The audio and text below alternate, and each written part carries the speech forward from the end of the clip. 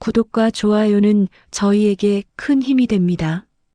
여러분의 따뜻한 응원이 더 좋은 이야기를 전하는 원동력이 되어요. 구독 버튼과 좋아요 버튼을 눌러주시면 감사하겠습니다.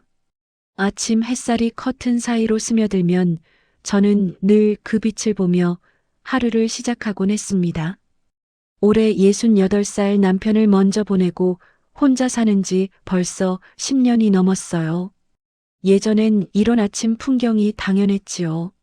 남편이 살아있을 때는 그 사람 출근 도시락 싸느라 늘 정신이 없었고 아이들 학교 보내느라 허둥지둥했으니까요. 그땐 제 자신을 돌아볼 틈도 없었는데 이제는 이렇게 고요히 흘러가는 시간이 낯설지 않게 느껴집니다. 저에게는 아들 하나가 있어요. 35살의 준혁이는 대기업에서 일하는 성실한 청년입니다. 결혼한 지 3년쯤 됐을 때였지요.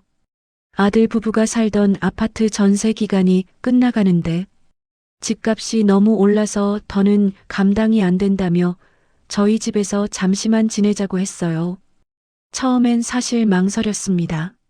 한번 독립한 자식이 다시 들어오면 예전처럼 편하지 않을 것 같았거든요. 하지만 막상 함께 살게 되니 집안이 오랜만에 활기가 돌았습니다. 조용하던 거실에 사람 말소리가 울려 퍼지고 식탁에 둘러앉아 같이 밥을 먹을 때면 오래전 가족의 온기가 돌아온 듯 했지요. 무엇보다 며느리가 참 살가웠어요. 이름은 수진이라고 했습니다. 32살의 젊은 며느리였지요. 결혼식 날 처음 만났을 땐 조심스러워하며 웃는 얼굴 뒤로 긴장감이 묻어 있었는데 같이 살다 보니 그 아이의 마음 씀씀이가 보였어요. 아침마다 먼저 일어나 부엌에 내려와 저를 향해 밝게 인사를 하고 제가 무릎이 아프다 하면 뜨거운 수건을 데워다 제 무릎에 올려주기도 했습니다. 어머님, 오늘은 제가 끓일게요. 그렇게 말하며 싱크대 앞에 서서 익숙하지 않은 손놀림으로 된장을 풀던 모습이 아직도 기억나요. 저는 그 모습이 참 예뻐 보였습니다. 요즘 세상에 이런 며느리가 어디 있나 싶었지요. 하루가 다르게 가까워지는 것 같았어요. 같이 살기 전에는 서로 존댓말을 주고받던 사이였는데 어느 순간부터 며느리가 제게 살짝 장난도 치며 말을 놓기도 했습니다. 어머님, 오늘 머리 예쁘게 하셨어요. 그런 말 한마디가 그렇게도 기분을 좋게 만들더군요. 저는 마음 깊이 며느리를 딸처럼 여기게 됐습니다. 아들이 퇴근이 늦는 날이면 저녁상을 함께 차리고 나란히 앉아 밥을 먹었어요.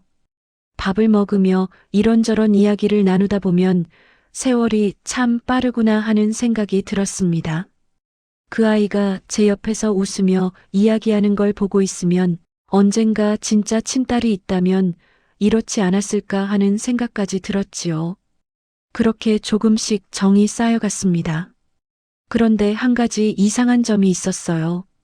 집안에서는 그렇게 다정하고 살가운데 막상 저와 함께 바깥에 나가자는 말을 꺼내면 표정이 굳어졌습니다. 시장에 같이 갈까? 근처 공원에 산책할까? 마트에 뭐 좀 사러 가자고 하면 며느리는 항상 고개를 저었어요. 저 오늘 좀 피곤해요. 어머님 혼자 다녀오시는 게 좋을 것 같아요.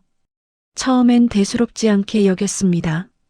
요즘 젊은 사람들은 혼자 있는 시간을 중요하게 생각한다고들 하니까요. 또 며느리는 평소 집안일도 많이 하고 회사에서도 바쁘게 일하니 밖에 나가는 걸 귀찮아할 수도 있겠지 싶었어요. 굳이 묻지 않았습니다. 하지만 이상하긴 했어요. 저와 함께 집안일을 하며 웃고 소파에 나란히 앉아 드라마를 보다가도 제가 무심코 이번 주말에 동네 꽃구경 갈래? 라고 물으면 그 웃음이 순식간에 사라지고 시선이 바닥으로 떨어졌습니다. 그 순간마다 묘한 거리감이 느껴졌어요. 저는 그저 언젠가는 자연스레 함께 나갈 날이 오겠지 생각하며 마음을 잡았습니다. 괜히 강요해서 사이가 어색해질까 두려웠거든요. 그래서 계속 기다렸어요. 며느리가 제 손을 잡고 먼저 같이 나가요라고 말해줄 날을. 그 기다림은 꽤 오래 이어졌습니다. 그러던 어느 평범한 화요일 오후 저는 그날도 여느 때처럼 장을 보기 위해 장바구니를 챙기고 있었어요. 식탁 위에는 미리 적어둔 장보기 목록이 놓여 있었습니다. 배추, 파, 두부, 된장. 별것 아닌 일상이지만 저는 이런 준비 과정이 늘 즐거웠어요. 현관에 서서 신발을 신는데 문득 며느리의 방 앞에 멈춰 섰습니다. 혹시 오늘은 같이 갈까 하는 마음이 스쳤던 거예요. 문 안에서는 부드러운 음악 소리가 희미하게 들려왔어요. 한참을 망설이다가 조심스레 문을 두드렸습니다. 얘야, 나 마트에 좀 다녀오려고 하는데 같이 갈래? 한참의 정적이 흐른 뒤 문틈으로 며느리의 목소리가 흘러나왔어요. 오늘은 좀 피곤해서요. 어머님 혼자 다녀오세요. 예상했던 대답이었지만 그 목소리에 묘한 차가움이 묻어 있었습니다. 저는 살짝 웃으며 대답했어요. 그럼 쉬고 있어. 금방 다녀올게. 그렇게 현관문을 열고 나서는 순간 마음 한구석이 괜히 서늘해졌어요. 이상했습니다. 꼭 저와 같이 나가는 걸 두려워하는 사람 같았거든요. 하지만 곧 고개를 저으며 마음을 다잡았어요. 괜한 생각일 거야. 그냥 피곤해서 그렇겠지. 그렇게 햇볕 아래로 걸어 나섰습니다. 마트까지는 걸어서 15분 남짓. 길가에는 노랗게 물들기 시작한 은행잎이 바람에 흔들리고 있었고 작은 슈퍼 앞에서는 주인 할머니가 햇볕을 쬐며 꾸벅 졸고 계셨어요. 이 동네에 산 지도 벌써 30년이 넘었지만 이 길을 걸을 때마다 묘하게 새로운 기분이 들곤 했습니다. 마트 입구에 도착하자 문이 부드럽게 열리며 차가운 에어컨 바람이 얼굴을 스쳤어요. 카트를 하나 끌어당기며 장바구니를 올려두고 천천히 안으로 들어섰습니다. 가장 먼저 향한 곳은 채소 코너였어요. 커다란 상자에 담긴 배추를 하나하나 들어 올려보고 파의 푸른 잎을 손끝으로 살짝 만져보며 싱싱한 것을 고르는데 어디선가 들려오는 웃음소리에 고개가 절로 돌아갔습니다. 낯익은 음성이었어요. 분명히 많이 들어본 목소리였지요. 처음엔 그냥 비슷한 사람인가 싶었습니다. 하지만 조금 더 귀를 기울이자 확실히 알 수 있었어요. 그건 며느리의 목소리였습니다. 저는 순간 손에 쥔 배추를 내려놓았어요. 심장이 살짝 빨리 뛰기 시작했습니다.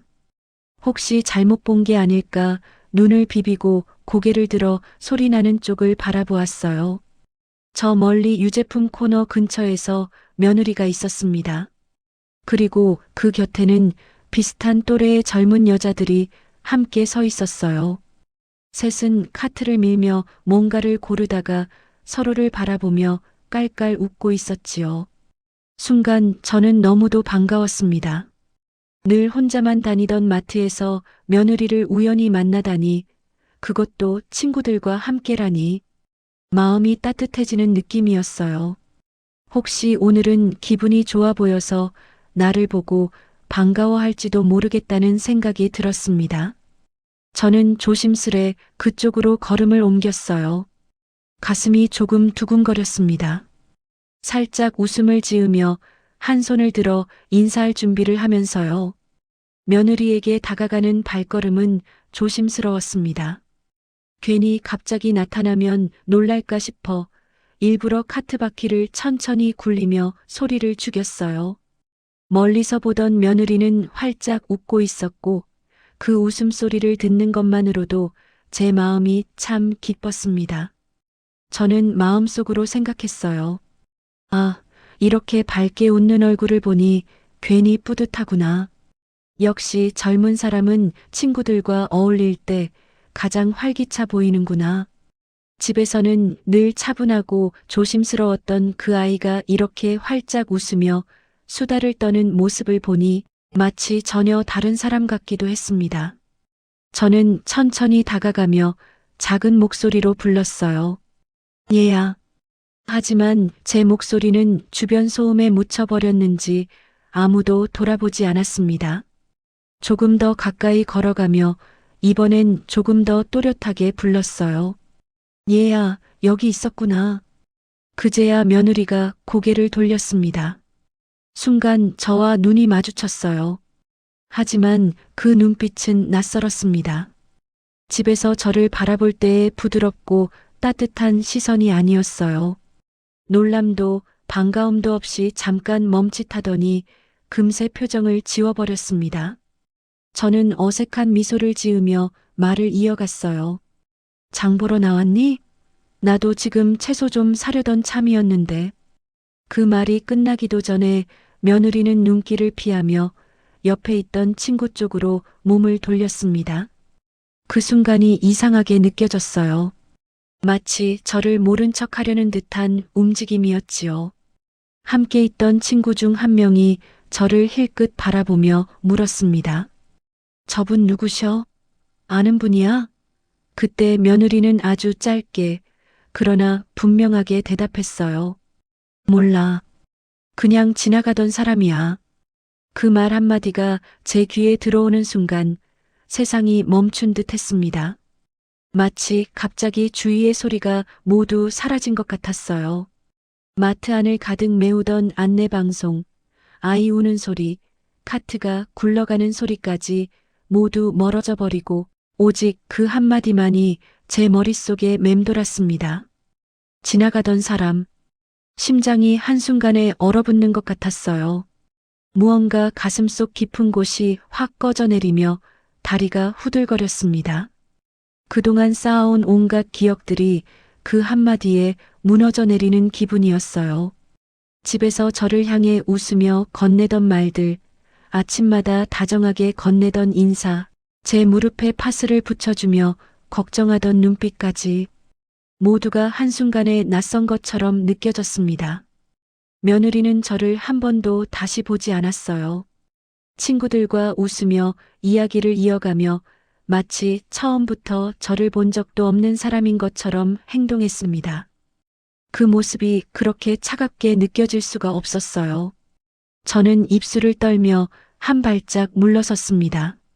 손에 들고 있던 카트 손잡이가 식은 땀으로 미끄러졌어요.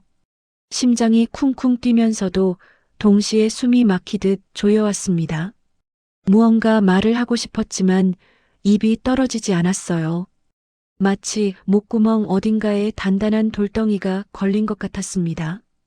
그때 며느리 일행은 아무 일도 없었다는 듯 카트를 돌려 다른 통로로 천천히 걸어갔어요. 웃음소리가 점점 멀어졌고 저는 그 자리에서 한참 동안 움직이지 못한 채 서 있었습니다. 눈앞이 흐릿하게 번지며 사람들의 발걸음 소리와 마트 안내 방송이 다시 서서히 들려오기 시작했어요. 하지만 그 모든 소리가 어딘가 멀리서 들려오는 것처럼 아득했습니다. 저는 겨우 정신을 추스르며 카트를 붙잡고 서 있었어요. 다리가 풀려 주저앉을 것 같았습니다. 가슴 속에서 뭔가 무너져 내린 듯 깊은 허무함이 밀려왔어요. 얼마나 그 자리에 서 있었는지 모르겠어요. 주변의 발걸음 소리는 여전히 분주했지만 제 시간만 멈춘 것 같았습니다. 손끝까지 차가워져 있었고 발바닥은 감각이 없을 정도로 굳어 있었어요. 가까스로 숨을 고르며 카트에 올려두었던 장바구니를 내려다보았습니다. 배추 한 포기와 파 몇 단, 두부 한 모가 들어 있었지요. 방금 전까지만 해도 필요한 물건을 산다는 생각에 마음이 들떴었는데 지금은 그 물건들이 전혀 낯설게 느껴졌어요. 그저 무게만 느껴질 뿐 아무 의미도 없는 물건들처럼. 계산대에 서서 차례를 기다리는 동안에도 머릿속은 며느리의 목소리만 맴돌았습니다. 지나가던 사람이야. 그 말이 귓가에 계속 맴돌며 심장 깊숙이 박혀 있었어요. 계산원이 건넨 영수증을 기계적으로 받아들며 저는 한 번도 고개를 들지 못했습니다. 고개를 들면 눈물이 쏟아질 것만 같았거든요. 마트를 나와 집으로 돌아오는 길, 평소엔 밝게만 보이던 골목길이 유난히 쓸쓸해 보였어요. 오랜 세월을 함께했던 은행나무는 벌써 잎이 반쯤 떨어져 있었고, 길가에 늘어선 가게들도 셔터를 내릴 준비를 하고 있었습니다. 저는 그 풍경들을 스치듯 바라보며 한 발 한 발 천천히 걸었어요. 걸음을 옮길수록 마음속에서는 수많은 생각이 꼬리를 물고 일어났습니다. 왜 그랬을까? 정말로 나를 창피해 한 걸까? 집에서는 그렇게 다정하던 아이가 왜 밖에서는 나를 모른 척한 걸까? 내가 뭘 잘못했나? 혹시 내가 그 아이에게 짐처럼 느껴졌던 걸까? 생각하면 할수록 가슴이 조여왔어요. 괜히 길 한복판에서 눈물이 고여올라 저는 황급히 고개를 숙였습니다. 마치 누군가가 제가 우는 모습을 볼까봐 두려웠던 것처럼. 집 앞에 도착했을 때쯤에는 이미 해가 기울고 있었어요. 현관문 앞에 서서 한참이나 열쇠를 꺼내지 못했습니다. 안으로 들어가면 며느리의 흔적이 가득할 텐데 그걸 마주할 자신이 없었어요. 한참을 서 있다가 결국 문을 열었습니다. 현관 안쪽에는 며느리의 운동화가 가지런히 놓여 있지 않았어요. 아직 돌아오지 않은 모양이었습니다. 그걸 보는 순간 안도감과 허전함이 동시에 밀려왔어요. 지금 당장 얼굴을 마주치지 않아도 된다는 안도감.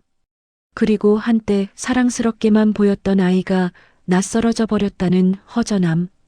장바구니를 부엌에 내려놓고 저는 식탁에 멍하니 앉았습니다. 시계의 초침 소리가 유난히 크게 들렸어요.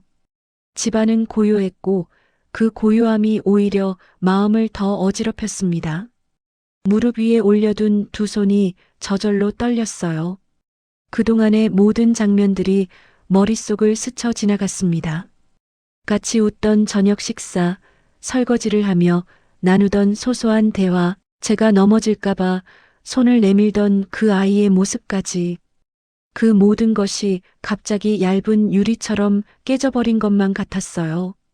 저는 그 자리에 오래도록 앉아 있었습니다. 창밖으로 저녁 노을이 천천히 사라지고 집안은 점점 어둠에 잠겨들었어요. 그때 현관문 쪽에서 자물쇠 돌아가는 소리가 희미하게 들려왔습니다. 며느리가 돌아오는 소리였어요. 저는 반사적으로 몸을 일으켰다가 다시 주저앉았습니다. 어떻게 말을 꺼내야 할지, 어떤 얼굴을 해야 할지 전혀 감이 오지 않았어요. 심장이 두근거리며 손끝까지 떨렸습니다. 현관문이 천천히 열리며 희미한 복도 불빛이 안으로 스며들었어요. 낯익은 발자국 소리와 함께 며느리의 가벼운 한숨이 들려왔습니다. 문이 닫히는 소리가 조용히 울리고 곧 며느리의 가방이 내려앉는 둔탁한 소리가 들렸어요. 저는 식탁 옆자리에 앉은 채로 움직이지 못했습니다. 몸을 일으켜야 할 것 같았지만 다리가 바닥에 붙은 듯 무거웠어요. 심장이 조용히 그러나 확실히 빠르게 뛰고 있었지요. 며느리는 제 존재를 아직 눈치채지 못한 듯 보였습니다. 현관에 신발을 벗어놓고 조용히 슬리퍼를 끌며 부엌 쪽으로 들어왔어요. 그 얼굴은 무표정했고 조금은 피곤해 보였습니다. 하지만 제 눈에는 그 무표정이 낯선 사람의 얼굴처럼 느껴졌어요. 저는 마른 침을 삼켰습니다. 어떻게 말을 꺼내야 할지 수없이 머릿속으로 연습했지만 막상 그 순간이 되니 한마디도 쉽게 나오지 않았어요. 그러다 조심스레 입을 열었습니다. 얘야. 제 목소리는 예상보다 훨씬 작고 떨렸어요. 그 소리에 며느리가 고개를 돌렸습니다. 저를 바라보는 눈빛에는 놀람보다는 약간의 짜증이 섞여 있었어요. 왜 그러세요, 어머님? 며느리의 말투는 평소보다 한결 차가웠습니다. 저는 눈을 피하지 않으려 애쓰며 말을 이었어요. 오늘 마트에서 너를 봤단다. 순간 며느리의 표정이 아주 미세하게 흔들렸습니다. 그러나 이내 곧 다시 굳어졌어요. 그래서요? 짧고 무심한 대답이었습니다. 내가 반가워서 인사를 했는데 말끝이 점점 흐려졌어요. 너는 나를 모른다고 하더구나. 말이 끝나자마자 방 안에 묘한 정적이 내려앉았습니다. 며느리는 잠시 저를 똑바로 바라보다가 갑자기 눈썹을 찌푸렸어요. 어머님, 제발 밖에서는 아는 척 좀 하지 마세요. 그 목소리는 단호했고 그 단호함이 칼날처럼 가슴에 꽂혔습니다. 저는 잠시 숨을 멈췄다가 겨우 떨리는 목소리로 물었어요. 왜 그러니? 내가 내 시어머니인데 왜 창피하다는 거니? 그 말이 끝나기도 전에 며느리는 한숨을 깊게 내쉬며 고개를 절레절레 저으며 날카롭게 말을 내뱉었습니다. 어머님 꼴 좀 보세요. 그 한마디가 공기를 갈랐어요. 순간 귀에서 윙소리가 울렸고 심장이 크게 내려앉았습니다. 방 안의 모든 소리가 멀어지고 며느리의 목소리만 또렷하게 귓가에 남았어요. 꼴. 그 단어가 가슴 깊은 곳에 박혀 숨이 막히는 듯 했습니다. 저는 멍하니 며느리를 바라보다가 더는 어떤 말도 하지 못한 채 천천히 자리에서 일어섰어요. 한 발 한 발 떼며 방으로 걸어가는 동안 뒤에서 며느리가 내쉬는 짧은 한숨 소리가 들려왔습니다. 그 소리가 그렇게도 낯설게 느껴졌어요. 방 안에 들어와 문을 조용히 닫자 온몸에서 힘이 빠져나갔습니다. 무릎이 휘청거리며 침대 끝에 겨우 걸터 앉았어요. 심장은 여전히 두근거렸고 눈앞은 어지럽게 흔들렸습니다. 저는 그 자리에 오랫동안 앉아 있었어요. 방 안 공기가 무겁게 내려앉은 채 아무 소리도 나지 않았습니다. 방 안은 숨막힐 만큼 조용했어요. 작은 탁상 시계의 초침 소리가 또각또각 울려 퍼지는데 그 소리조차도 낯설게 들렸습니다. 손등 위에 얹힌 희미한 스탠드 불빛이 내내 떨리는 제 손가락마저 비추고 있었어요. 손끝이 계속해서 파르르 떨렸습니다. 마치 그 말 한마디가 손끝까지 얼려버린 것 같았어요. 어머님 꼴 좀 보세요. 그 한 문장이 계속 귓속에서 맴돌았습니다. 머릿속으로 수십 번도 넘게 되뇌어지며 가슴을 서서히 짓눌렀어요. 저는 무릎 위에 올려둔 두 손을 꼭 움켜쥐었습니다. 차가운 손바닥 속으로 손톱이 파고들어 작은 통증이 전해졌지만 그조차도 이상하게 위로처럼 느껴졌어요. 그 정도의 고통쯤은 당연하다는 듯이 눈을 감으면 그동안의 장면들이 하나둘 떠올랐습니다. 처음 이 집에 들어왔을 때 부끄러운 듯 웃으며 제게 인사하던 며느리의 얼굴, 명절날 새벽에 일어나 저보다 먼저 전을 부치던 모습, 제가 넘어질까봐 팔을 잡아주며 걱정하던 눈빛, 그 모든 장면들이 머릿속을 스쳐 지나가다 순식간에 며느리의 오늘 표정으로 덮였어요. 냉담하고 차가웠던 그 눈빛, 단호하게 내뱉은 그 말. 어머님 꼴 좀 보세요. 가슴 한구석이 서서히 무너져 내리는 것 같았습니다. 내가 그동안 본 그 아이는 무엇이었을까? 정말 진심이었을까? 아니면 그저 아들 때문에 억지로 웃어주었던 걸까? 생각하면 할수록 집안에서 나눈 모든 대화들이 한순간에 허물처럼 떨어져 나가는 기분이 들었어요. 내가 느꼈던 따뜻함도 정이라고 믿었던 감정도 사실은 나 혼자만의 착각이었을지 모른다는 생각이 들자 심장이 서서히 식는 듯 했습니다. 눈가에 뜨거운 것이 차올랐지만 눈물은 끝내 떨어지지 않았어요. 울고 싶었지만 이상하게 눈물이 나오지 않았습니다. 그만큼 충격이 깊었던 걸지도 몰라요. 창밖에서는 바람이 지붕을 스치는 소리가 희미하게 들려왔습니다. 이따금 이웃집 베란다에서 나는 웃음소리가 멀게만 들렸어요. 저는 아무 말도 하지 못한 채 한참을 그렇게 앉아 있었습니다. 그리고 서서히 마음속 어딘가에서 조용하지만 단단한 무언가가 올라오기 시작했어요. 더는 이 아이를 며느리로 생각하지 말아야겠어. 이 아이를 내 식구로 대하면 또다시 상처만 받을 거야. 그 생각이 머릿속을 차지하자 심장이 묘하게 가라앉았습니다. 지금까지 그 아이를 위해 애써주고 배려했던 수많은 일들이 한순간에 허수처럼 느껴졌지만 이제는 다시 그런 마음을 내지 않겠다고 다짐했어요. 그저 한 집에 잠시 머무는 낯선 사람으로 여기자. 보이지 않는 존재처럼 생각하자. 그래야 내 마음이 무너지지 않을 거야. 저는 천천히 숨을 내쉬었습니다.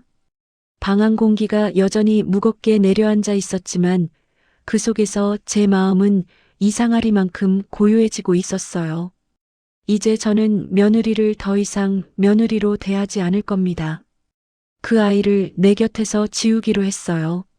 내 조용한 복수가 지금 이 순간부터 시작된 거예요. 그날 새벽 공기는 유난히 차가웠습니다.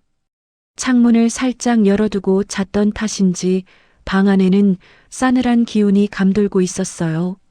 눈을 뜨자마자 가장 먼저 머릿속에 떠오른 것은 어젯밤 그 말이었습니다. 어머님 꼴 좀 보세요. 그 한마디가 아직도 귓속에서 메아리 치듯 맴돌고 있었어요. 저는 이불을 천천히 젖히고 몸을 일으켰습니다. 몸이 묘하게 가벼우면서도 낯설게 느껴졌어요. 어제와는 다른 마음으로 하루를 시작한다는 사실 때문이었겠지요. 부엌으로 나와 전기주전자를 올렸습니다. 물이 끓는 소리가 조용히 퍼졌고 김이 서서히 피어오르며 차가운 공기를 밀어냈어요. 그 김 너머로 식탁이 보였습니다. 늘 며느리와 마주 앉아 아침을 먹던 자리였어요. 잠시 후 방 안에서 조심스러운 발소리가 들려왔습니다. 며느리가 일어난 모양이었어요. 슬리퍼를 끄는 소리가 복도를 따라 천천히 다가왔습니다. 그 소리가 가까워질수록 가슴속 어딘가가 살짝 움찔거렸지만 저는 애써 아무 표정도 짓지 않았어요. 며느리는 부엌으로 들어오며 짧게 인사를 건넸습니다.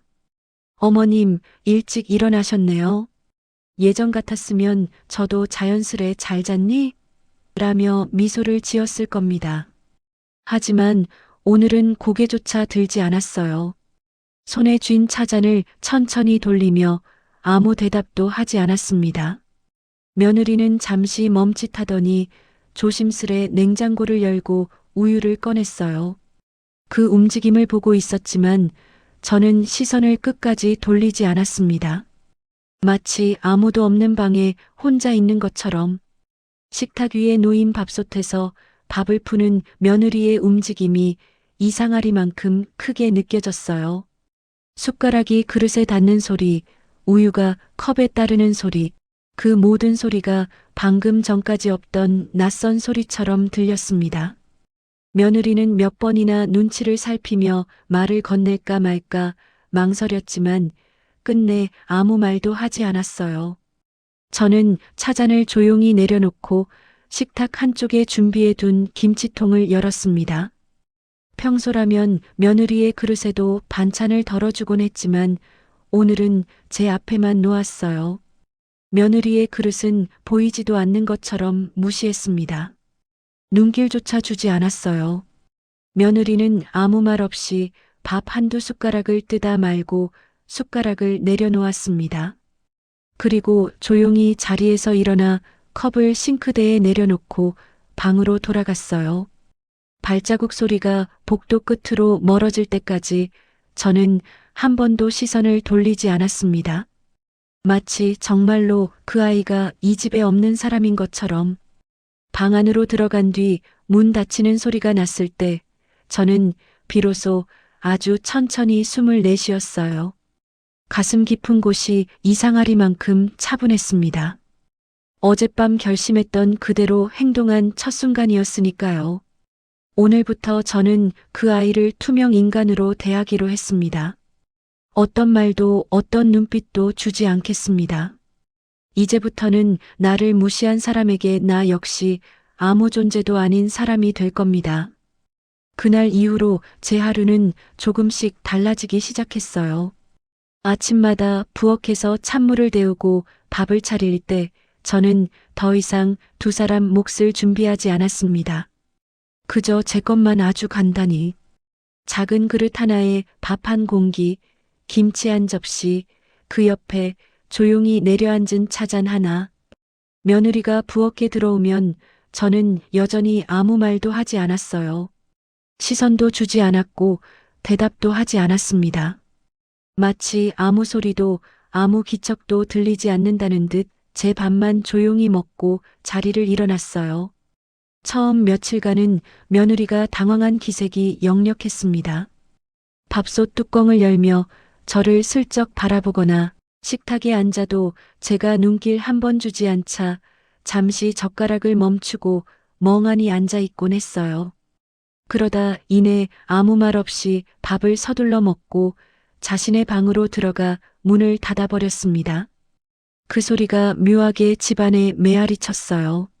점심때쯤 되면 집안은 거의 숨죽인 듯 조용했습니다. 며느리는 주방 근처에도 잘 나오지 않았고 가끔 물을 뜯어 나올 때도 슬리퍼 소리를 죽이며 조심조심 걸었어요. 예전 같으면 부엌에서 설거지를 하다가도 어머님 점심은 드셨어요? 하며 말을 걸었을 텐데 이제는 서로의 존재를 모르는 척 지나쳤습니다. 저녁이 되면 아들은 퇴근 후 집에 들어왔어요. 아들은 아무것도 눈치채지 못한 듯 평소처럼 웃으며 저녁을 먹으려 했지만 식탁에 앉자마자 뭔가 이상한 기운을 느낀 듯 눈동자가 살짝 흔들렸습니다. 예전에는 세 사람이 둘러앉아 함께 먹던 밥상이었는데 이젠 며느리는 방에서 나오지 않았고 저는 아들과 둘만 조용히 밥을 먹었어요. 아들은 처음엔 며느리를 불렀지만 며느리가 대답하지 않자 말없이 숟가락만 움직였습니다. 식탁 위에는 젓가락 부딪히는 소리만 가볍게 울렸고 그마저도 금세 사라졌어요. 그 정적이 오히려 더 큰 소음처럼 느껴졌습니다. 며칠이 지나자 며느리의 표정도 조금씩 굳어가기 시작했어요. 집안에서 저와 마주칠 때면 무표정하게 고개를 숙이고 제 곁을 지나칠 때는 숨을 죽이듯 조용히 움직였습니다. 말을 걸 생각조차 하지 않는 눈치였어요. 그 모습이 이상하리만큼 낯설었지만 저는 단 한 번도 마음을 돌리지 않았습니다. 눈길을 주지 않았고 말을 건넬 기회조차 만들지 않았어요. 그저 그 아이가 없는 것처럼 움직였습니다. 거실의 공기가 하루하루 더 무거워졌어요. 작은 소리에도 공기가 팽팽하게 긴장하는 듯했고 심지어 발자국조차도 바닥을 밟는 순간 가볍게 메아리치며 퍼졌습니다. 이 집은 예전보다 훨씬 더 조용해졌어요. 하지만 그 조용함 속에는 따뜻함이 전혀 없었습니다. 단단하고 차가운 벽처럼 서로를 가르는 무언의 선만 남아 있었어요. 저는 그 모든 변화를 마치 남의 집 풍경처럼 바라보았습니다. 그저 하루하루 정해진 자리에서 정해진 일만 하며 그 아이를 완전히 지워내듯 살아갔어요. 다음 날 아침도 여느 때와 다르지 않았습니다. 창밖으로 뿌연 햇빛이 스며들고 식탁 위에는 제가 미리 차려놓은 작은 밥상 하나만이 조용히 놓여 있었어요. 김이 살짝 피어오르는 밥 한 공기, 갓 덜어놓은 김치 한 접시, 그리고 따끈한 보리차 한 잔. 저는 평소처럼 부엌 의자에 앉아 천천히 밥을 뜨고 있었습니다. 숟가락이 그릇에 닿는 소리가 유난히 크게 울렸어요. 집안 전체가 숨을 죽인 듯 고요했습니다. 그때 복도 쪽에서 발소리가 들렸어요.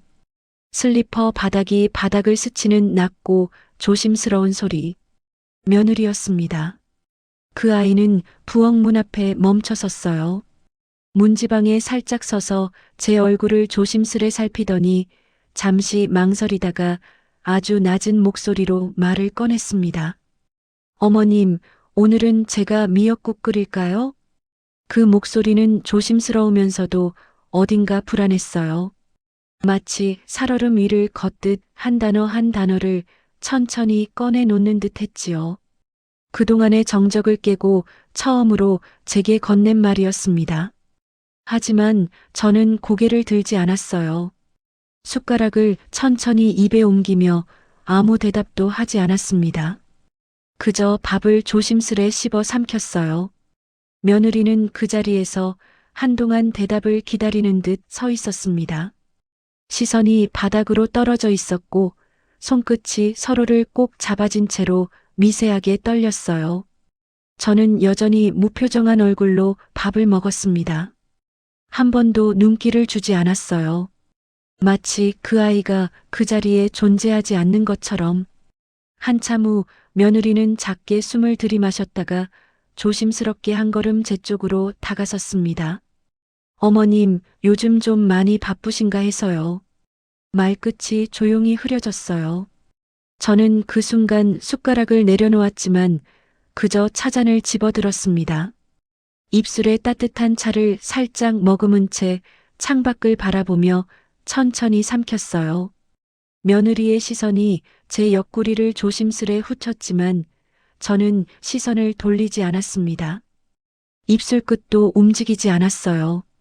그 아이의 말은 부엌 바닥 어딘가로 흩어져 사라지는 것처럼 들렸습니다. 잠시 후 며느리의 숨소리가 아주 얕아졌어요. 그리고 결국 아무 말도 덧붙이지 못한 채 작은 발자국 소리만 남기고 천천히 물러났습니다.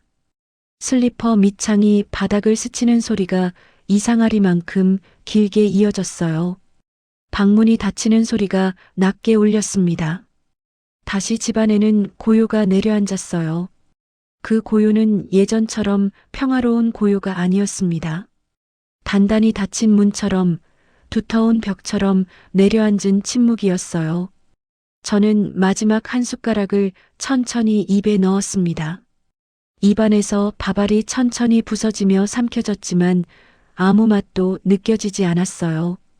그날 이후 며느리의 움직임은 눈에 띄게 달라졌습니다.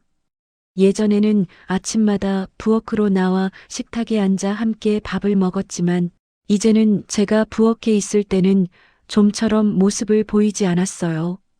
제가 부엌 쪽에서 그릇을 닦거나 찬물을 올리는 소리가 나면 문틈에서 한참 눈치를 보다가는 조심스레 방문을 다시 닫는 소리가 들려왔습니다. 그 문 닫히는 소리가 이상하리만큼 천천히 그리고 조심스러웠어요. 마치 바람이 닿기만 해도 깨질 유리문을 다루듯이. 며느리는 식사 시간도 바꾸기 시작했습니다. 제가 아침을 마치고 식탁을 치운 뒤 부엌 불을 끄고 방으로 들어간 후에야 슬리퍼 소리를 죽이며 조심스럽게 나왔어요. 싱크대 수도꼭지에서 물 흐르는 소리, 밥솥 뚜껑을 여는 작은 소리, 그 모든 소리가 한층 낮아져 있었습니다. 마치 자신이 있다는 걸 들키지 않으려는 듯 숨을 죽이고 움직였어요. 저는 그 모든 움직임을 방 안에서 조용히 듣고 있었습니다. 하지만 일부러 전혀 듣지 못한 것처럼 행동했어요. 문 앞에서 발자국 소리가 스칠 때도, 식탁 위 그릇이 살짝 부딪히는 소리가 들릴 때도 저는 미동조차 하지 않았습니다. 며느리는 점점 집안에서도 저를 피해 다니기 시작했어요.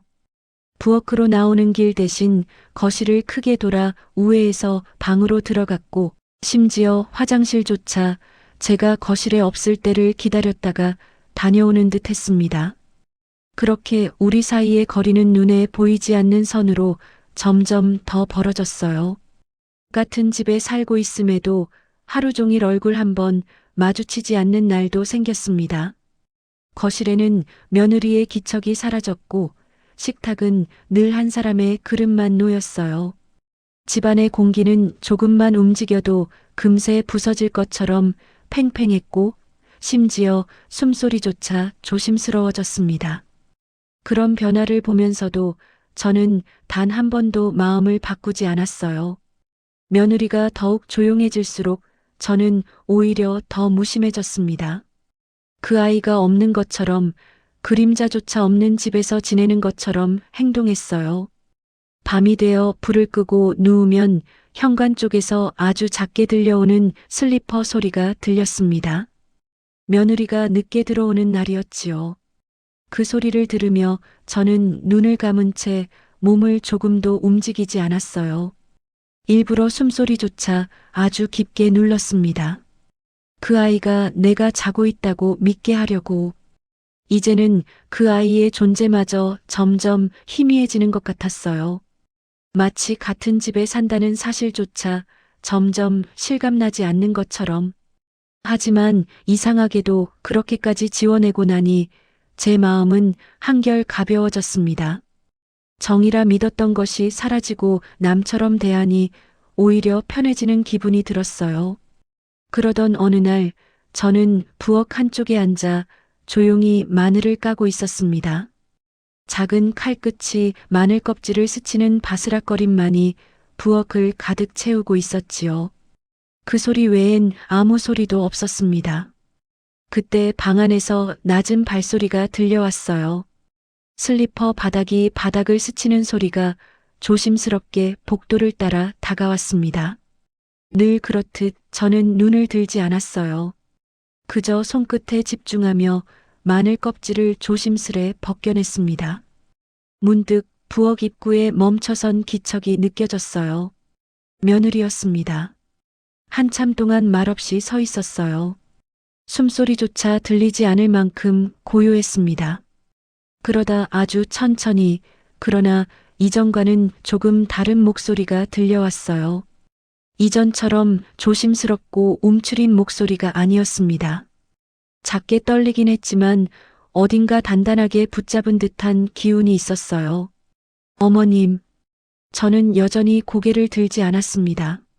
손끝에 껍질이 들러붙어 떨어지지 않았고 그걸 떼어내느라 칼끝으로 살살 긁어냈어요.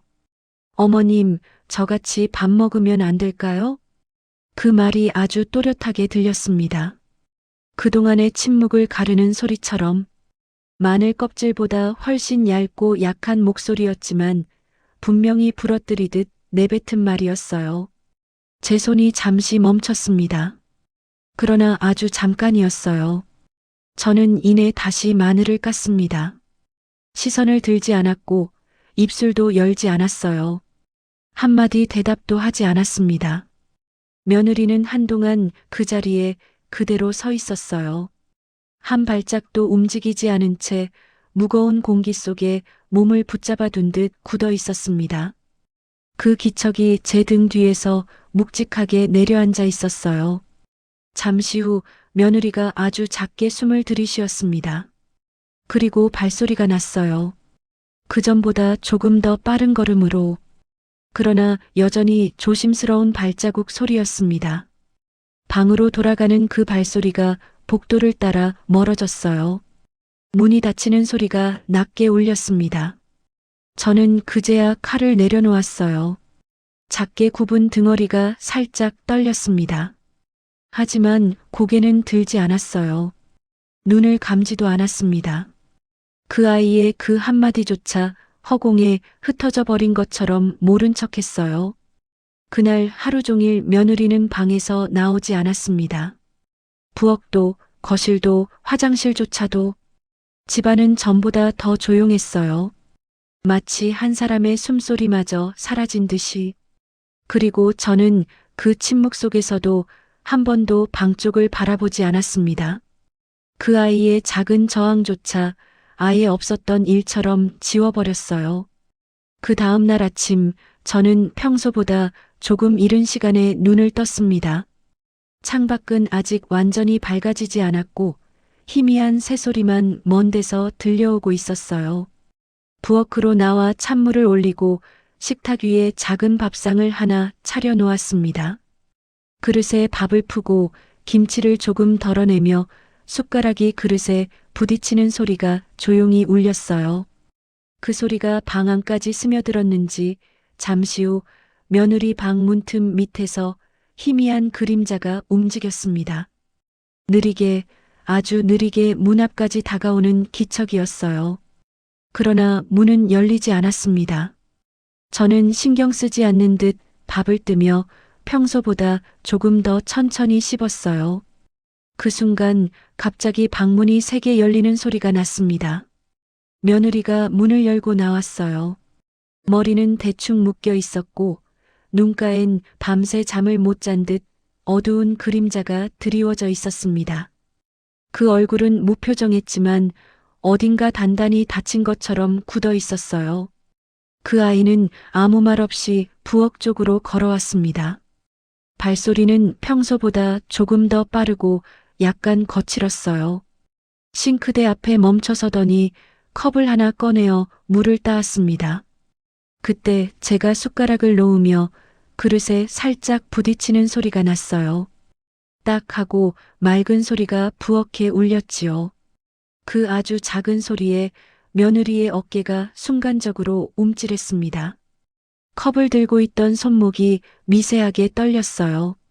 물이 컵 가장자리에 닿아 살짝 넘쳤고 그 몇 방울이 싱크대에 뚝뚝 떨어졌습니다. 며느리는 곧바로 고개를 숙였어요. 그 한순간 그 아이의 표정이 아주 짧게 일그러졌습니다. 눈가에 억눌린 짜증이 번쩍 스쳤다가 금세 사라졌어요. 저는 아무 말도 하지 않았습니다. 그저 천천히 다시 숟가락을 들어 밥을 뜨며 시선을 바닥에 고정했어요. 마치 그 모든 움직임이 제게는 전혀 보이지 않는 것처럼. 며느리는 컵을 싱크대에 너무 세게 내려놓았습니다. 짧고 묵직한 소리가 부엌에 울렸어요. 그 소리는 평소보다 훨씬 크게 느껴졌습니다. 그 후로도 며느리는 작은 생활 소리에 예민하게 반응하기 시작했어요. 냉장고 문이 닫히는 소리, 그릇이 포개지는 소리, 물 끓는 주전자 뚜껑이 살짝 덜컥거리는 소리까지. 그 모든 소리에 어깨를 굳히고 눈을 깜빡이며 표정이 미묘하게 흔들렸습니다. 예전에는 전혀 신경 쓰지 않던 것들이었지요.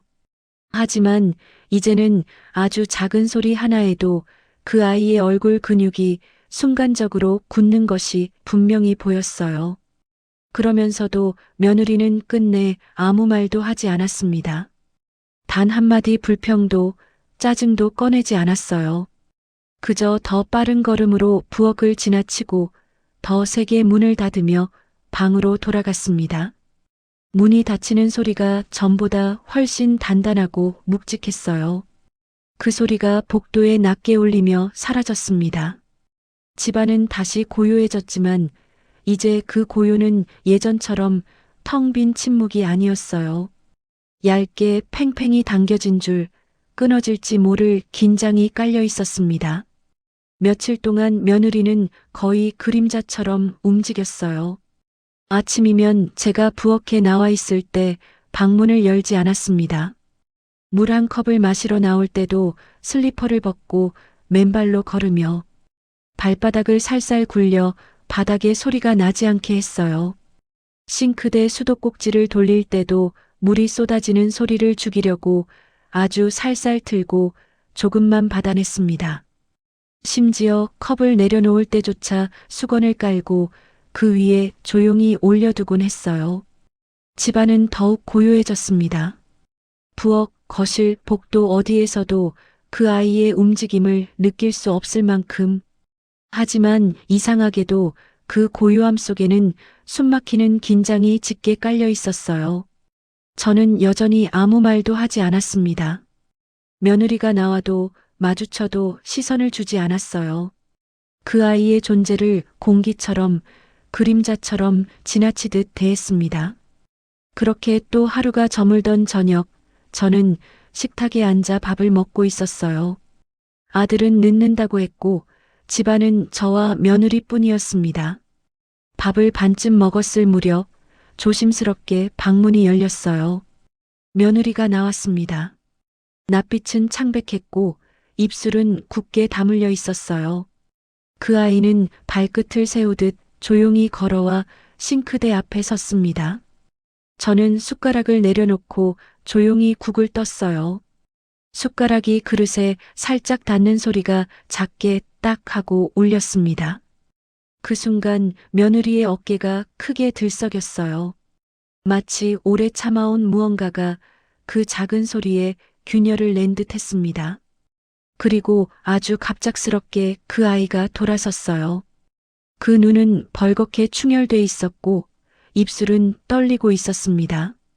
어머님, 그 목소리는 낮고 떨렸어요. 저한테 왜 이렇게까지 하세요? 저는 아무 말도 하지 않았습니다. 숟가락을 든 채 그대로 멈춰 있었어요. 며느리는 숨을 가쁘게 몰아쉬며 한 걸음 제 쪽으로 다가섰습니다. 제가 뭘 그렇게 잘못했는데요? 왜 이렇게까지? 그 목소리는 점점 높아졌지만 끝은 금세 무너져 내리듯 흔들렸어요. 눈가에 맺혔던 눈물이 마침내 한 줄기 흘러내렸습니다. 며느리는 두 손으로 얼굴을 감싸주며 작게 흐느끼기 시작했어요. 그동안 꾹꾹 눌러 참았던 것들이 한순간에 터져 나온 듯 했습니다. 그 아이의 어깨가 크게 들썩이고 숨소리가 흐트러졌어요. 작은 흐느낌 소리가 부엌 바닥에 부딪혀 메아리처럼 퍼졌습니다. 저는 그 모습을 조용히 바라보았어요. 하지만 아무 말도 아무 움직임도 하지 않았습니다. 눈길조차 주지 않은 채 그저 숟가락을 들어 천천히 밥을 한 입 더 떴어요. 며느리는 얼굴을 감싼 채로 작게 떨며 서 있다가 이내 등을 돌려 천천히 방으로 걸어갔습니다. 발걸음이 무겁고 느렸어요. 방문이 닫히는 소리가 낮게 울렸고 그 소리가 사라진 뒤에도 한동안 부엌엔 흐느낌의 여운이 남아 있었습니다. 저는 아무 표정도 지어 보이지 않은 채 조용히 마지막 한 숟가락을 입에 넣었어요. 밥알이 씹히는 소리만 유일하게 또렷하게 들렸습니다. 그 다음 날 저녁 현관문 열리는 소리가 낮게 울렸습니다. 오랜만에 들리는 아들의 발자국 소리가 복도를 따라 가까워졌어요. 그 소리는 평소보다 조금 더 조심스러웠습니다. 마치 이미 무언가 이상함을 느끼고 있는 사람처럼. 저는 부엌에서 국을 데우고 있었어요. 주전자에서 피어오르는 김이 부엌 가득 번지고 있었고 식탁 위엔 두 사람분의 밥상만 놓여 있었습니다. 며느리는 아직 방에서 나오지 않았어요. 아들은 조심스레 신발을 벗으며 낮은 목소리로 인사를 건넸습니다. 엄마, 저 왔어요.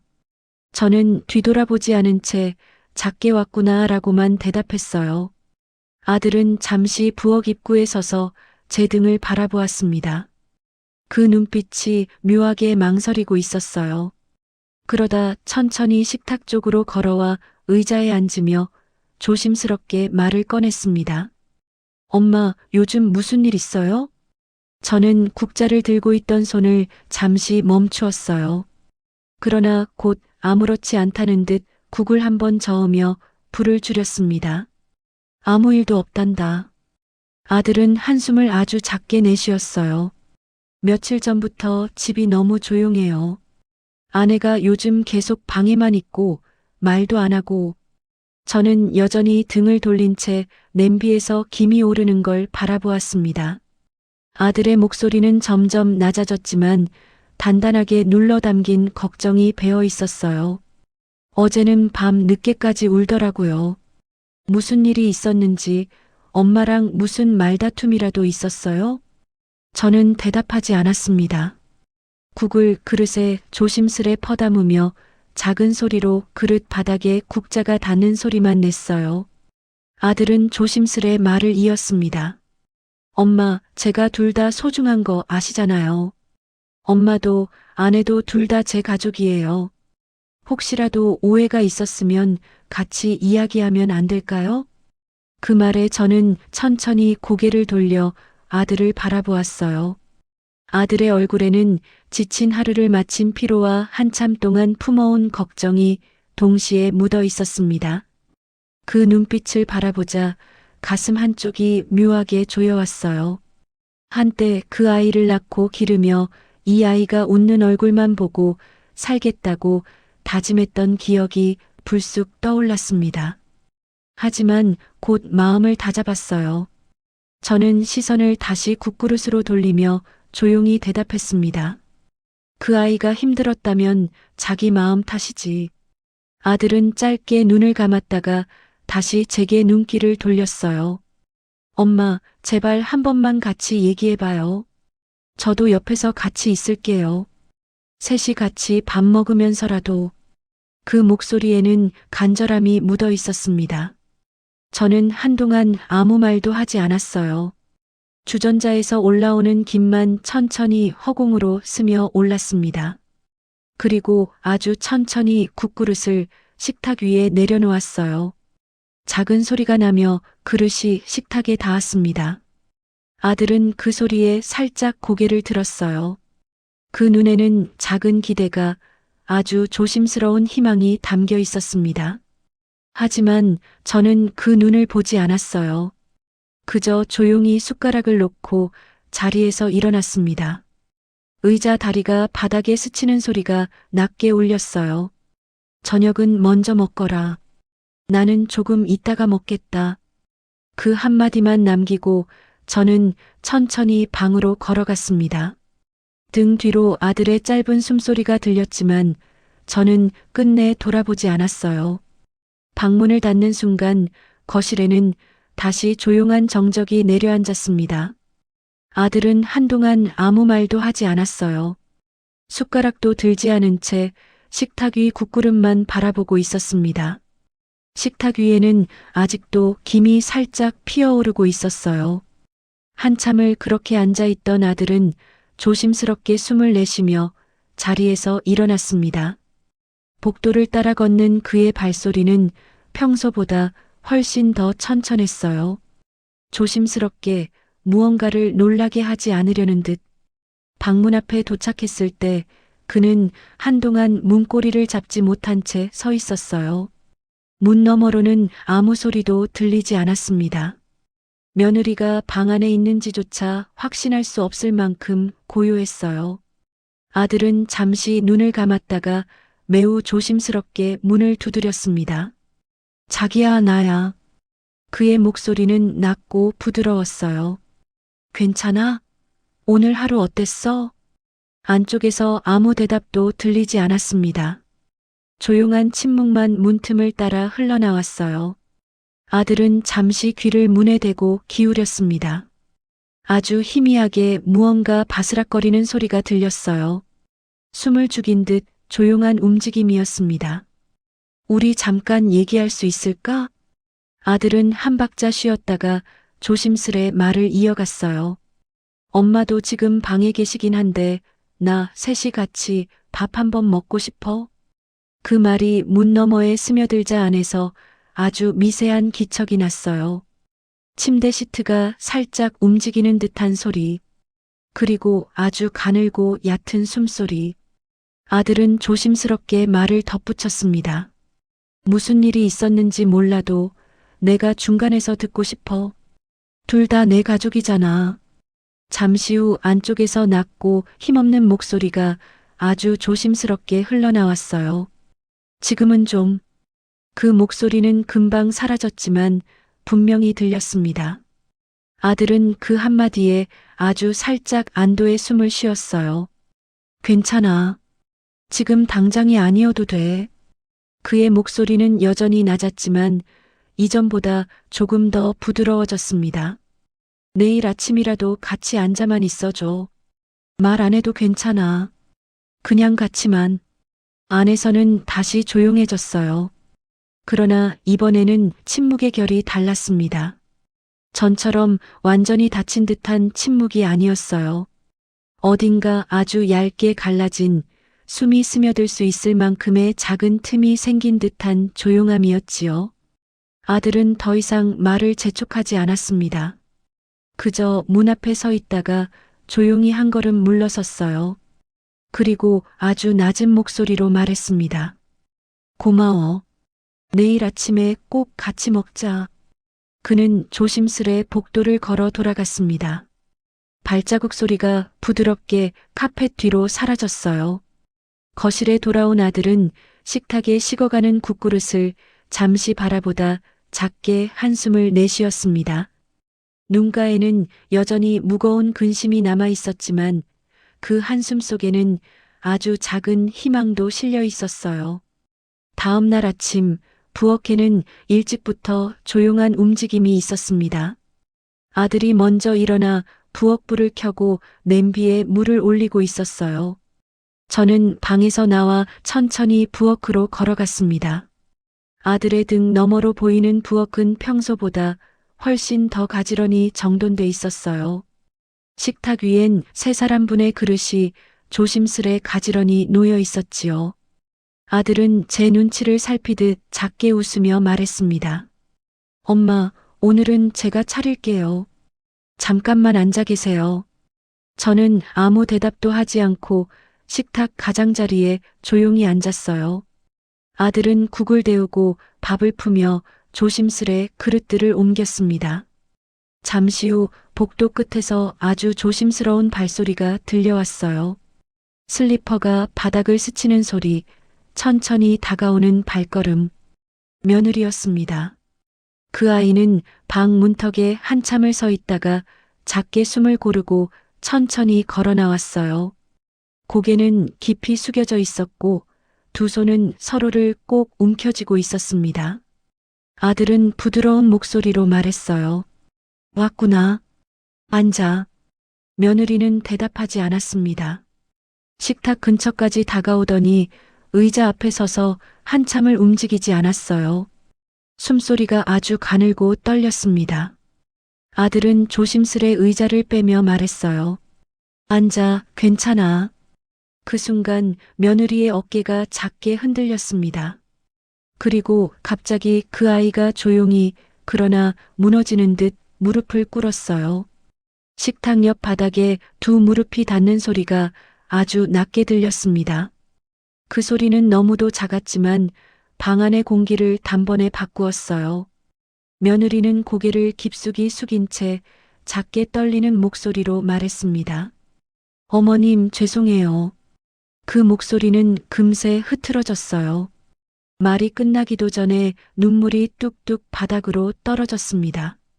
그날 마트에서 저도 왜 그랬는지 모르겠어요. 정말 너무 죄송해요. 그 말 사이마다 흐느낌이 섞여 들어갔습니다. 며느리의 어깨는 크게 들썩였고 손끝은 바닥을 꼭 움켜쥔 채 떨리고 있었어요. 어머님이 창피한 게 아니었어요.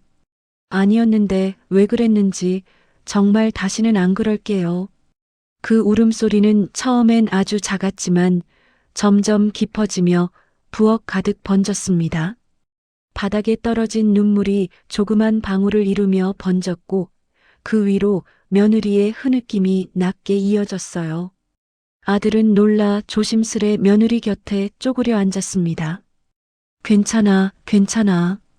그만 울어. 그의 목소리엔 당황과 안도가 뒤섞여 있었어요. 저는 한동안 아무 말도 하지 않았습니다. 식탁 위 그릇에서 피어오르는 김만 묵묵히 허공으로 흘러올랐어요. 며느리는 여전히 바닥에 무릎을 꿇은 채 끊어질 듯한 목소리로 말했습니다. 한 번만 용서해 주세요. 정말 진심으로 뉘우치고 있어요. 그 울음은 억누를 수 없는 흐름처럼 작게 떨리며 계속 흘러나왔어요. 방 안의 모든 소리가 그 흐느낌에 잠식되어 사라지는 듯 했습니다. 저는 천천히 시선을 그 아이에게로 옮겼어요. 오랜만에 정면으로 본 그 아이의 모습은 작고 떨리고 무너져 있었습니다. 두 무릎 위에 쏟아진 눈물과 손끝까지 경직된 모습. 그 순간 가슴 어딘가 아주 깊은 곳이 작게 울렁였어요. 아주 미세하게, 아주 조용히. 며느리는 여전히 고개를 깊숙이 숙인 채 작게 흐느끼고 있었습니다. 두 어깨가 들썩이며 숨소리가 끊어질 듯 떨렸어요. 바닥에 번진 눈물 자국이 조금씩 넓어져 가고 있었습니다. 아들은 옆에서 조심스레 며느리의 등을 어루만지며 작은 목소리로 괜찮아, 이제 그만 울어라고 말했지만 며느리는 고개를 들지 못했어요. 그저 손끝을 바닥에 꾹 누른 채 조심스럽게 떨고 있을 뿐이었습니다. 저는 식탁 위에서 천천히 숟가락을 내려놓았어요. 작은 소리가 나며 숟가락이 그릇에 닿았습니다. 그 소리에 며느리의 흐느낌이 잠시 멈칫했어요. 저는 아주 천천히 숨을 들이마셨다가 길게 내쉬었습니다. 가슴속 어딘가에 오래 눌러 담아두었던 것들이 그 숨결에 실려 천천히 올라오는 것 같았어요. 나는, 제 목소리는 생각보다 낮고 조용했습니다. 그 소리에 며느리의 어깨가 작게 움찔했어요. 나는 내가 나를 그렇게 부끄러워했다는 게 참 서러웠다. 말이 입술을 떠나자 가슴 깊숙한 곳이 묘하게 조여왔습니다. 며느리는 고개를 더욱 깊숙이 숙이며 작게 흐느꼈어요. 집에서는 그렇게 다정하게 굴면서 남들 앞에선 나를 모른다고 하더구나. 목소리가 떨렸습니다. 그 순간 내가 아주 초라한 사람이 된 것 같았어. 말끝이 작게 갈라졌어요. 그동안 꾹 눌러 삼켜왔던 서운함이 한 줄기 실처럼 풀려나오듯 흘러나왔습니다.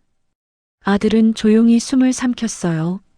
며느리는 양손으로 얼굴을 감싼 채 작게 고개를 끄덕였습니다. 정말 죄송해요. 그런 뜻이 아니었어요. 다시는 절대 그런 일 없을 거예요. 저는 잠시 그 아이를 바라보았습니다. 눈가에 흐른 눈물이 뺨을 따라 떨어지고 있었고 두 무릎 위에 놓인 손은 떨려 있었어요. 그 모습은 처음 이 집에 들어와 저를 향해 수줍게 웃던 얼굴과 겹쳐 보였습니다. 가슴 한쪽이 서서히 무너져 내리듯 조용히 따뜻해졌어요. 저는 천천히 자리에서 일어섰습니다. 의자 다리가 바닥에 스치는 소리가 낮게 울렸어요. 그리고 며느리 앞에 다가가 그 아이의 떨리는 어깨 위에 조심스럽게 손을 얹었습니다. 며느리가 놀란 듯 살짝 몸을 굳혔다가 천천히 고개를 들었어요. 눈가가 붉게 부어 있었고 눈동자에는 아직 눈물이 맺혀 있었습니다. 저는 아주 조용히 그러나 또렷하게 말했어요. 됐구나. 며느리의 눈이 커졌습니다. 그리고 다시 눈물이 그렁그렁 차올랐어요. 이번 한 번만, 정말 이번 한 번만 잊어줄게. 제 목소리는 낮았지만 그 안에는 오래 눌러왔던 감정이 작게 풀려나오고 있었습니다. 며느리는 더 이상 말을 잇지 못한 채 작게 흐느끼며 고개를 숙였어요. 그 눈물이 무릎 위로 바닥으로 천천히 떨어졌습니다. 저는 그 아이의 어깨를 조심스레 두드렸어요. 가볍고 부드럽게, 마치 아주 오래전 어린 딸아이를 달래듯이. 그 순간 방 안의 공기가 아주 조금 풀린 듯 느껴졌습니다. 팽팽하게 당겨져 있던 실이 조심스럽게 느슨해지는 것처럼. 아들은 옆에서 조용히 미소를 지었어요. 그 눈가에도 묵직한 눈물이 맺혀 있었지만 한숨처럼 놓인 숨결 속에는 안도의 기운이 서려 있었습니다. 며느리는 한참 동안 무릎을 꿇은 채 어깨를 떨며 울었어요. 저는 그 곁에 서서 조용히 등을 쓰다듬었습니다. 아주 오랜만에 진심으로 그 아이를 며느리라 부를 수 있을 것 같았어요. 그날 아침의 울음과 용서 이후 집안의 공기는 조금씩 달라졌습니다. 눈에 보이지 않는 아주 얇은 막이 거쳐나가는 것처럼 무겁게 눌려있던 침묵이 서서히 풀려나기 시작했어요. 며느리는 그날 이후 부엌으로 나올 때 더 이상 망설이지 않았습니다. 슬리퍼 소리도 숨소리도 더 이상 살금살금 감추지 않았어요. 작게 어머님 식사하셨어요? 하고 묻는 목소리가 오랜만에 부엌에 울려 퍼졌습니다. 저는 그 물음에 짧지만 또렷하게 대답했어요. 방금 먹었다. 그 말 한마디에 며느리의 입가에 아주 작지만 선명한 미소가 번졌습니다. 며칠 후 아침 창밖 햇살이 부엌으로 부드럽게 스며들던 순간이었어요. 식탁 위에는 며느리가 직접 만든 김치전이 노릇노릇한 빛깔로 놓여 있었습니다. 전 부치는 소리에 부엌이 한동안 화사하게 살아났지요. 그 아이는 전을 마지막 한 장 접시에 옮겨 담더니 조심스럽지만 또렷한 목소리로 말을 꺼냈어요. 어머님, 오늘 시장 같이 가실래요? 순간 제 손이 잠시 멈췄습니다. 그 말은 정말 오랜만에 듣는 제안이었어요. 저를 바라보는 며느리의 눈동자엔 조심스러운 긴장과 아주 작지만 확실한 기대가 담겨 있었습니다. 저는 한 박자 쉬었다가 천천히 고개를 끄덕였어요. 그래, 같이 가자. 그 순간 며느리의 얼굴에 아주 화사한 웃음이 번졌습니다. 그 웃음은 이 집에 오던 날 처음으로 보였던 그 수줍은 웃음과 닮아 있었어요. 그날 낮 우리는 오래간만에 나란히 시장 골목을 걸었습니다. 하늘은 맑고 가을빛이 은근하게 내려앉아 골목마다 따뜻했어요. 며느리는 시장 입구에서 제 팔을 살짝 잡으며 말했습니다. 어머님, 저기 호박전 부치는 집 있죠? 저 거기 꼭 같이 가고 싶었어요. 그 말투엔 더 이상 쭈뼛거림도 숨김도 없었습니다. 그저 자연스럽게 흐르는 목소리였어요. 저는 그 손길을 조용히 바라보다 작게 웃으며 대답했습니다. 그래, 오늘은 내가 먹고 싶은 거 다 사자. 시장은 바삭한 전 부치는 소리와 웃음소리, 상인들의 구수한 목소리로 가득했어요. 우리는 나란히 걷고 멈추고 웃으며 이야기를 나누었습니다. 며느리는 가끔 제 눈치를 살피듯 작게 웃으며 제 손에 무거운 봉지를 슬며시 빼앗아 들었고 그 모습이 낯설면서도 이상하게 따뜻했어요. 집으로 돌아오는 길, 햇빛이 우리 어깨 위로 부드럽게 내려앉았습니다. 며느리는 제 옆에서 걸으며 작게 말했어요. 어머님, 오늘 정말 좋았어요. 저는 고개를 끄덕이며 대답했습니다. 나도 좋았단다. 그 짧은 대화 속에 우리 사이에 얼어붙었던 시간들이 조금씩 녹아내리고 있었어요. 그날 이후 며느리는 조금씩 더 집안일에 손을 보태기 시작했습니다. 예전처럼 먼저 나서서 설거지를 하고 저녁 준비를 도왔어요. 어머님, 제가 상추 좀 다듬을게요. 어머님, 된장찌개 간 맞는지 한번 봐주세요. 그런 말들이 자연스럽게 오가기 시작했습니다. 어느 날 저녁 아들이 회식으로 늦는다고 했을 때였어요. 저와 며느리는 둘이서 식탁에 마주 앉았습니다. 처음엔 어색한 침묵이 흘렀지만 며느리가 조심스럽게 입을 열었어요. 어머님, 그날 정말 죄송했어요. 아직도 생각하면 제가 왜 그랬는지. 저는 며느리의 말을 가로막으며 말했습니다. 이제 그 이야기는 하지 말자. 다 지나간 일이야. 며느리는 고개를 끄덕이며 작게 웃었어요. 감사해요, 어머님. 이렇게 다시 기회를 주셔서. 저는 국을 한 숟가락 떠서 며느리 그릇에 넣어주며 말했습니다. 우리 이제부터 잘 지내자꾸나. 며느리의 눈가가 다시 붉어졌지만 이번엔 기쁨의 눈물이었어요. 네, 어머님. 정말 잘할게요. 그날 밤 저는 오랜만에 마음 편히 잠들 수 있었습니다. 주말이 되자 며느리가 제안했어요. 어머님, 우리 셋이 근처 공원에 산책 가는 거 어때요? 아들도 좋다며 고개를 끄덕였어요. 엄마, 날씨도 좋은데 나가요. 우리 다 같이.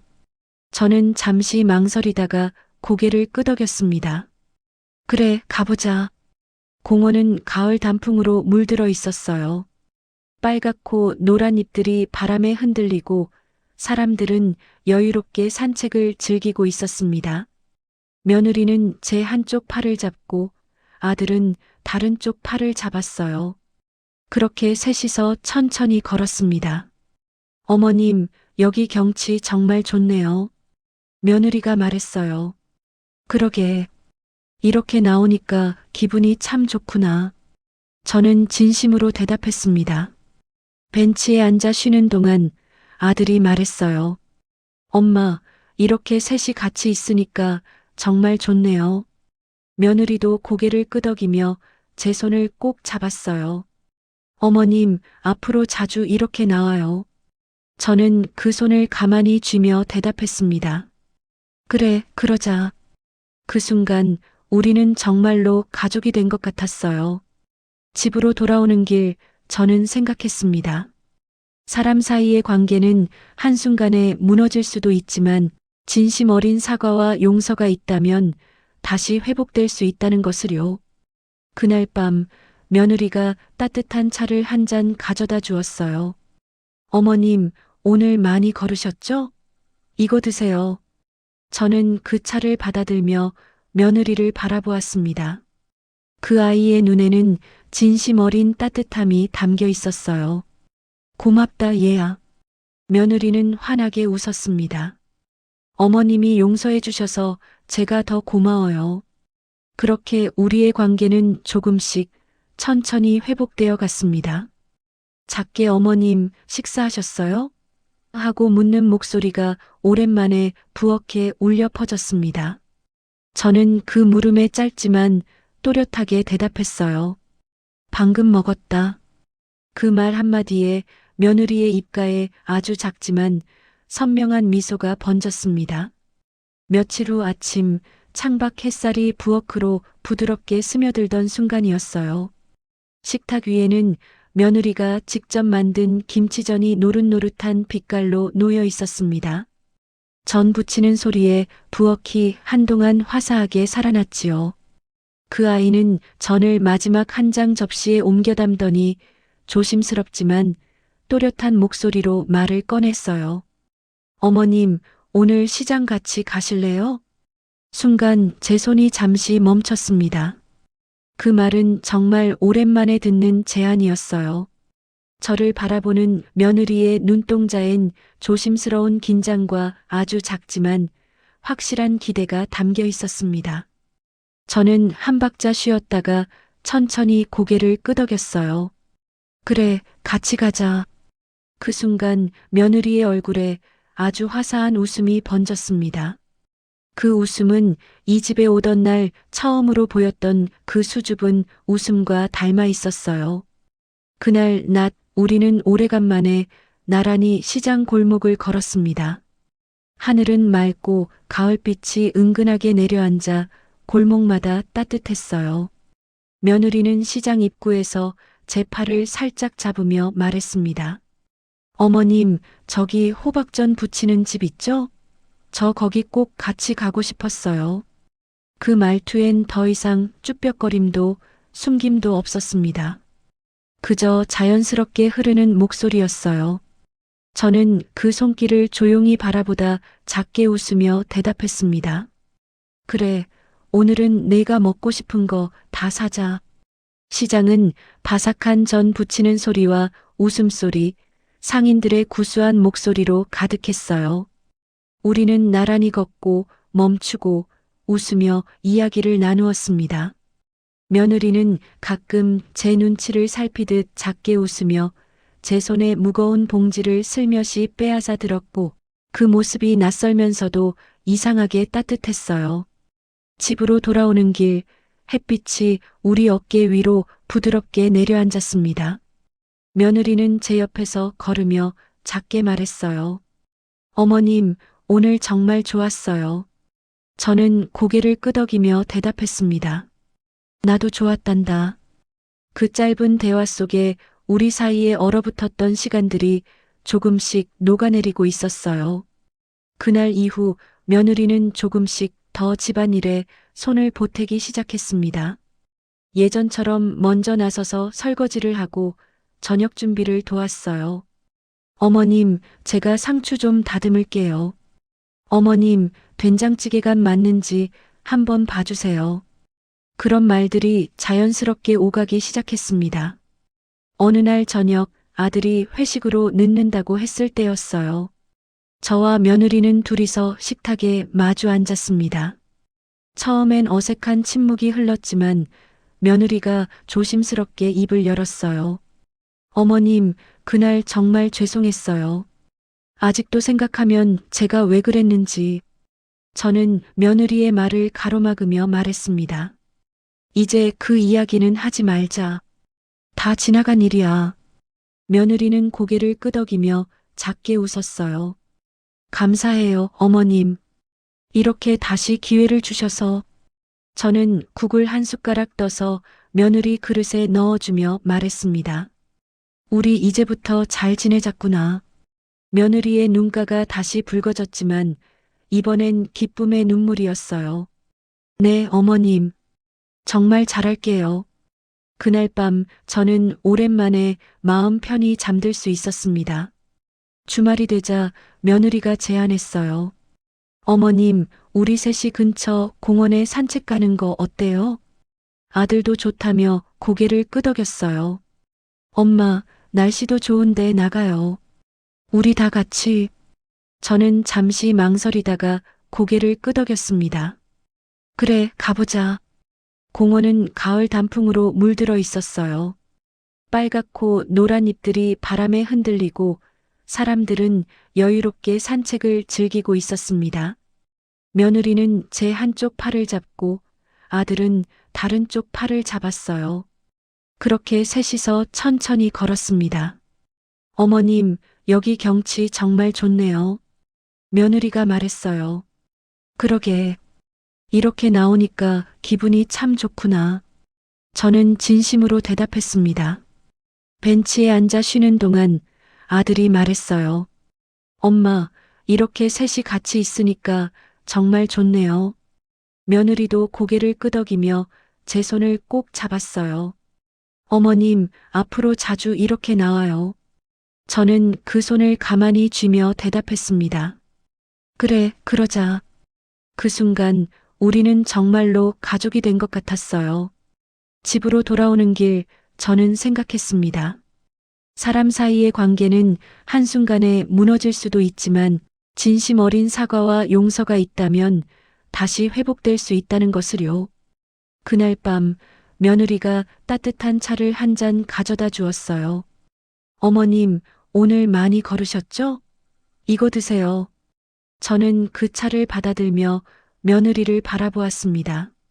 그 아이의 눈에는 진심 어린 따뜻함이 담겨 있었어요. 고맙다, 얘야. 며느리는 환하게 웃었습니다. 어머님이 용서해 주셔서 제가 더 고마워요. 그렇게 우리의 관계는 조금씩 천천히 회복되어 갔습니다. 챕터 7 새로운 시작 1만 1700일 1만 3000. 그 후로 몇 달이 흘렀습니다. 집안의 분위기는 완전히 달라져 있었어요. 아침이면 며느리가 먼저 일어나 아침 준비를 했고 저는 그 옆에서 반찬을 꺼내며 함께 식탁을 차렸습니다. 어머님, 오늘 아침은 제가 만든 된장찌개예요. 맛 좀 봐주세요. 응, 잘했네. 간도 딱 맞고. 이런 대화가 자연스럽게 오갔어요. 어느 날 며느리가 조심스럽게 말을 꺼냈습니다. 어머님, 제가 요리 배우고 싶은데 같이 배우러 가실래요? 저는 놀라며 물었어요. 같이? 네, 어머님이랑 같이 배우면 더 재밌을 것 같아서요. 저는 잠시 생각하다가 고개를 끄덕였습니다. 그래, 해보자.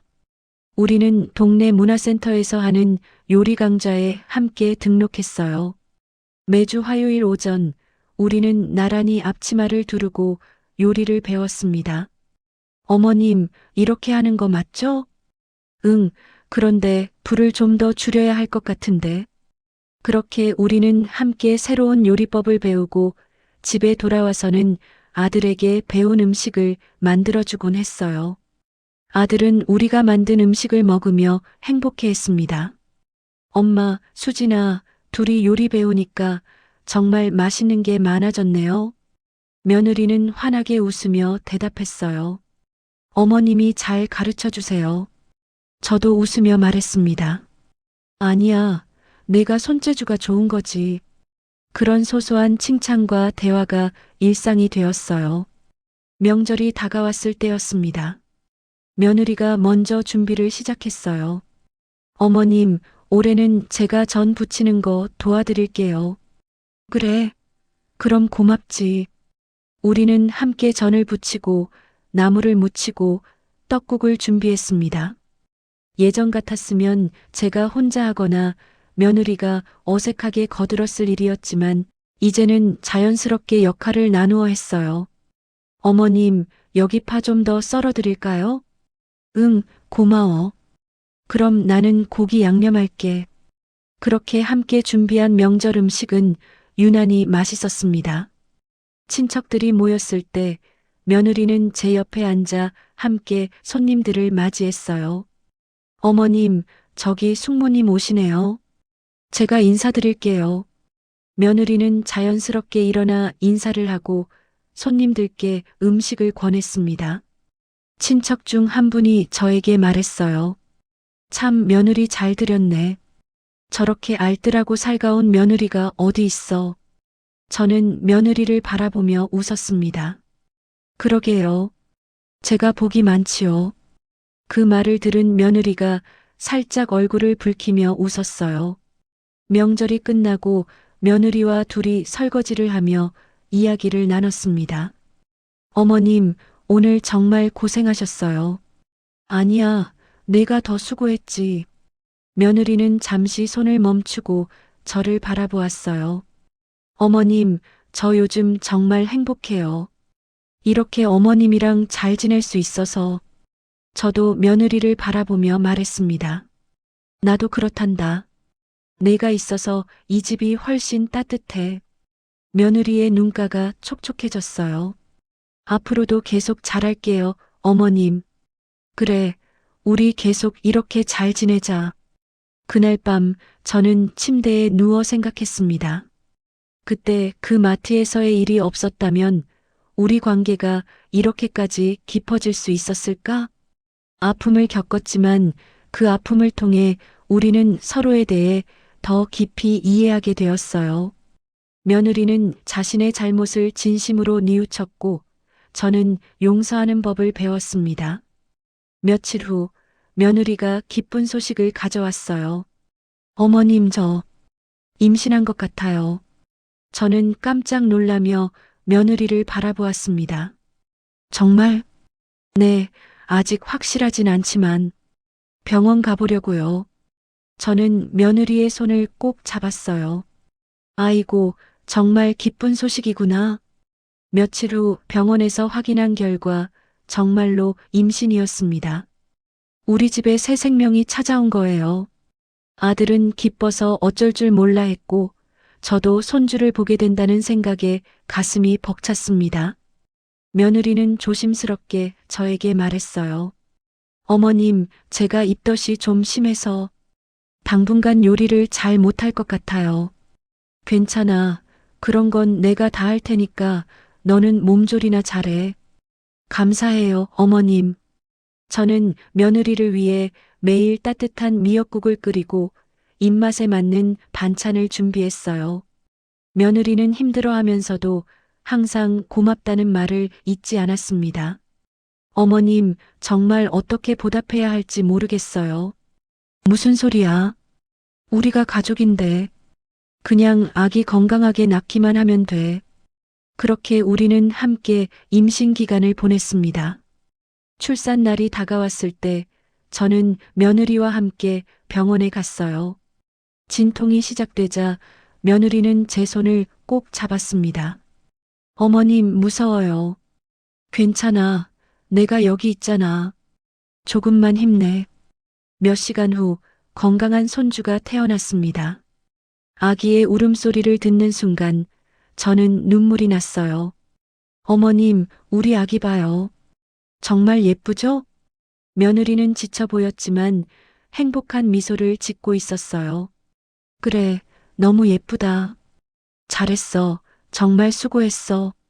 저는 며느리의 머리를 쓰다듬어 주었습니다. 산후조리원에서 나온 후 저는 며느리를 도와 아기를 돌봤어요. 어머님, 아기가 왜 이렇게 자주 울어요? 원래 그래. 배고프거나 기저귀가 불편하거나. 어머님, 저 잘할 수 있을까요? 당연하지. 넌 좋은 엄마가 될 거야. 며느리는 열심히 아기를 돌봤고 저는 그 옆에서 경험을 나누며 도왔습니다. 100일 잔치를 할 때 며느리가 제게 말했어요. 어머님, 어머님이 없었으면 전 이렇게 잘 키울 수 없었을 거예요. 무슨 소리야? 내가 워낙 잘하는 거지. 아니에요. 어머님이 옆에서 도와주셔서 가능한 거예요. 정말 감사해요. 저는 손주를 안고 있는 며느리를 바라보며 생각했습니다. 이 아이와의 관계가 여기까지 오기까지 참 많은 일이 있었구나. 마트에서의 그 충격적인 순간, 그 후에 차가운 시간들, 며느리의 눈물과 사과, 그리고 용서. 모든 것이 지나고 나니 그 과정이 우리를 더 단단한 가족으로 만들어 주었다는 생각이 들었어요. 저녁이 되어 며느리와 단둘이 차를 마시며 이야기를 나눴습니다. 어머님, 가끔 생각해요. 그때 제가 왜 그랬을까? 정말 후회돼요. 저는 며느리의 손을 잡으며 말했어요. 이제 그런 생각하지 마. 다 지나간 일이야. 지금 우리가 이렇게 행복하잖아. 네, 어머님. 덕분에 정말 행복해요. 며느리는 환하게 웃었습니다. 그날 밤 손주의 잠자리를 지키며 저는 조용히 기도했습니다. 이 아이가 건강하게 자라고 우리 가족이 계속 이렇게 행복하게 해주세요. 창밖으로 달빛이 부드럽게 들어왔고 손주의 고른 숨소리가 방 안을 가득 채웠어요. 며느리는 제 옆에 앉아 아기를 바라보며 말했습니다. 어머님, 저희 아기 이름 짓는데 도와주세요. 그래, 같이 생각해보자. 우리는 함께 아기의 이름을 짓고 앞으로의 계획을 이야기했습니다. 그렇게 우리의 이야기는 새로운 시작으로 이어졌어요. 아픔이 있었지만 그 아픔을 딛고 일어선 우리는 더 강해졌습니다. 지금 이 순간 저는 진심으로 행복합니다. 며느리와의 관계도 손주와의 시간도 모든 것이 감사하고 소중해요. 인생은 때로 예상치 못한 아픔을 주지만 그 아픔을 어떻게 극복하느냐에 따라 더 아름다운 결과를 만들어낼 수 있다는 것을 배웠습니다. 며느리는 이제 정말로 제 딸 같아요. 그 아이와 함께 웃고, 함께 울고, 함께 기쁨을 나누는 이 순간들이 제 인생에서 가장 소중한 시간입니다. 오늘도 며느리가 따뜻한 차를 한 잔 가져다 주며 말했어요. 어머님 사랑해요. 저는 그 아이의 손을 꼭 잡으며 대답했습니다. 나도 사랑한다. 우리 예쁜 며느리. 그렇게 우리의 하루는 따뜻하게 흘러갑니다.